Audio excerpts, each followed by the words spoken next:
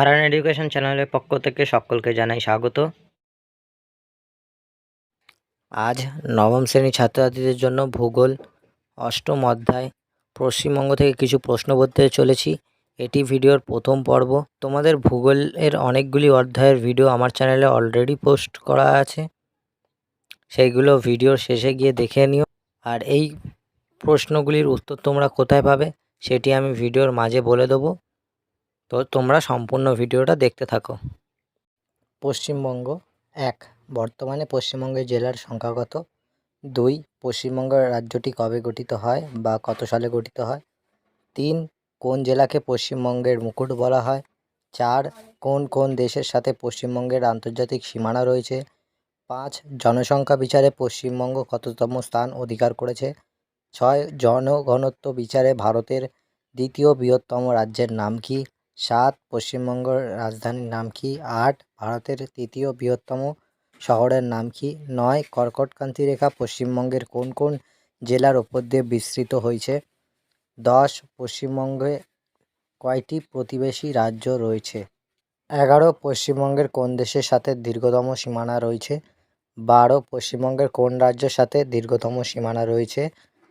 ১৩. পশ্চিমবঙ্গের ওপর দিয়ে বিস্তৃত হয়েছে কোন অক্ষরেখা? ১৪. আন্তর্জাতিক সীমারেখার দৈর্ঘ্য বিচারে পশ্চিমবঙ্গে ভারতের কততম স্থান অধিকার করেছে? ১৫. পশ্চিমবঙ্গের ক্ষেত্রফল কত? ১৬. পশ্চিমবঙ্গের নবীন গঠিত জেলার নাম কি? ১৭. কলকাতা জেলাটি পশ্চিমবঙ্গের কোন বিভাগের অন্তর্গত? ১৮. আয়তন বা ক্ষেত্রফলের দিক থেকে পশ্চিমবঙ্গের সবচেয়ে বড় জেলার নাম কি? ১৯. কৃষ্ণনগর কোন জেলার অন্তর্গত? ২০. ঝাড়খণ্ডের রাজধানীর নাম কি? ২১. ভূপ্রাকৃতিক অনুযায়ী পশ্চিমবঙ্গকে কয়টি ভাগে ভাগ করা হয়েছে? ২২. পশ্চিমবঙ্গের সর্বোচ্চ শৃঙ্গের নাম কি? ২৩. মামাভাগনা পর্বত কোন জেলায় রয়েছে? ২৪. দিয়ারা কি? ২৫. পশ্চিমবঙ্গের মালভূমির অঞ্চলের সবচেয়ে উঁচু পাহাড়ের নাম কি? ২৬. বরেন্দ্রভূমি কি? ২৭. কোন পর্বতশ্রেণী দার্জিলিং জেলাকে নেপাল থেকে পৃথক করেছে? ২৮. অযোধ্যা পাহাড়ের সর্বোচ্চ শৃঙ্গের নাম কি? ২৯. তারাই কথার অর্থ কী? ৩০.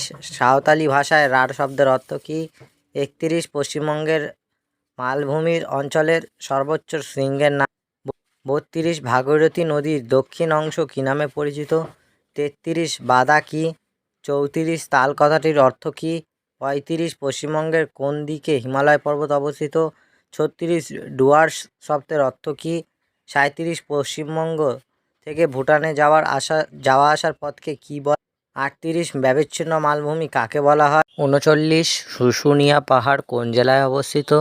৪০. পশ্চিমবঙ্গের কোথায় বালিয়াড়ি দেখতে পাওয়া যায়? ভিডিওটি কেমন লাগলো কমেন্ট করে জানাবে, আর চ্যানেলে নতুন হয়ে থাকলে চ্যানেলটা অবশ্যই সাবস্ক্রাইব করবে। তোমরা সকল প্রশ্নের উত্তর আমার ডিসক্রিপশান বক্সে পেয়ে যাবে, লেখা থাকবে প্রশ্ন ও উত্তর বলে। দেখা হচ্ছে পরবর্তী ভিডিওতে, ততক্ষণ তোমরা ভালো থাকো, সুস্থ থাকো।